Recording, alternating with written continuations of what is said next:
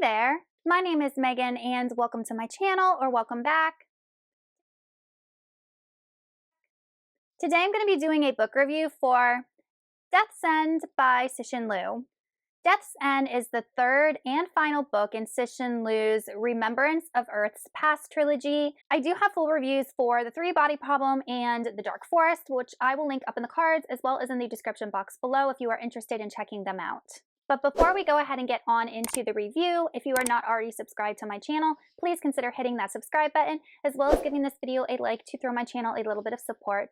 The way that I structure my reviews is I discuss what the book is about, the things that I liked, the things that I didn't like, and then I give the book an overall rating. Check below in the description box for timestamps if you want to switch to any one of those particular sections.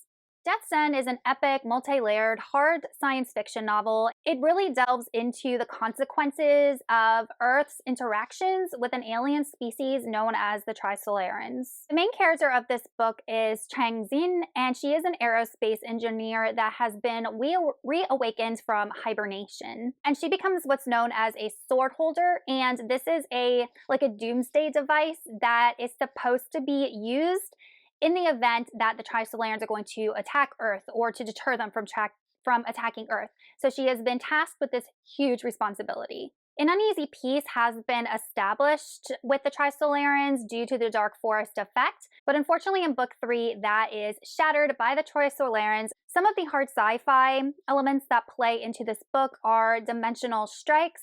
There are second dimensions, third dimensions, fourth dimensions, and all of these abilities are kind of weaponized by both sides. The book also delves into more speculative ideas such as pocket mini universes and time manipulation, and eventually our main characters realize that there are some interdimensional beings that exist in our universe, and because of their abilities are just more powerful than humans.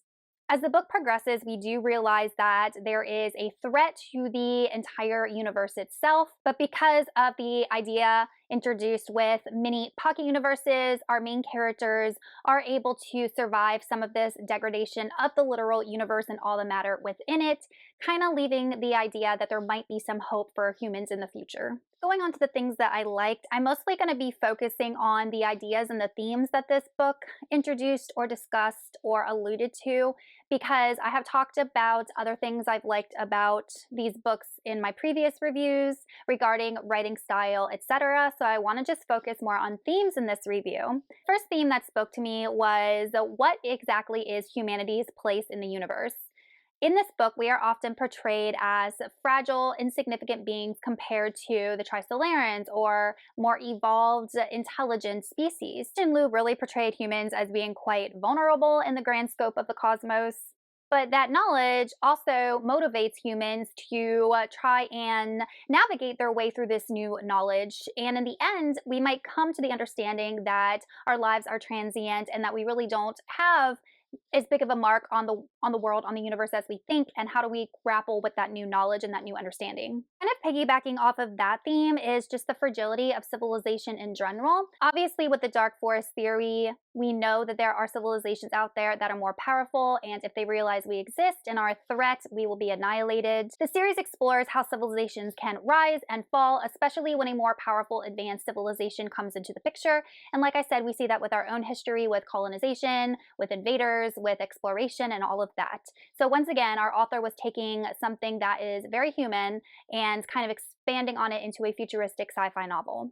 And then I love the themes of technological and scientific progress.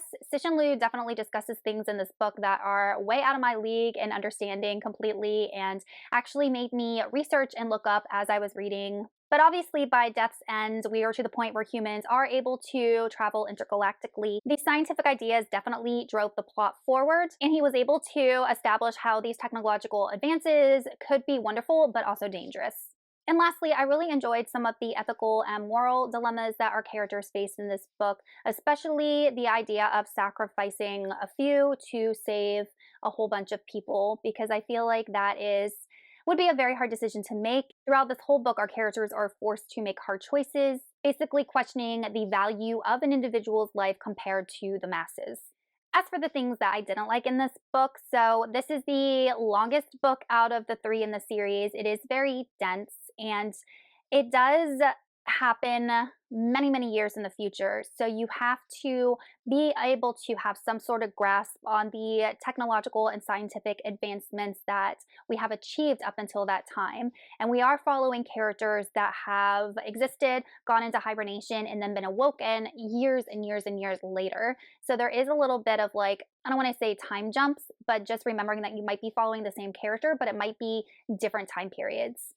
And then also, there is a lot of philosophical questions thrown into this book that tie into sci-fi ideas, and it did take me a little bit of time to understand what was happening at the end of the book. Once we got to the kind of interdimensional part of the plots, I did find it a little bit hard to follow because it was so speculative and because the author was creating these parts of our universe from maybe knowledge he has, his imagination, etc.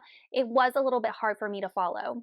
All in all, I think this was a really, really interesting, well-rounded series, and I think that Death's End did a really good job wrapping up the story.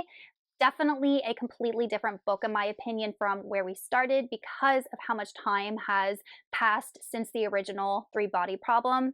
I did like the ending. I did like the hope that Cixin Liu presented for the human race to a certain extent. Yes, humanity may have a future in the universe, but there is always going to be these more evolved, more advanced beings that are able to function within the confines of what's going on in the universe now better than humans are adapted to do. All in all, I thought that Death's End did a really great job wrapping up such a interesting, different, profound story, one that I have never read anything like before. I loved how it made me think. I loved how it prompted me to look up new ideas and things about science that I know nothing about. In the end, I ended up giving Death's End 5 out of 5 stars.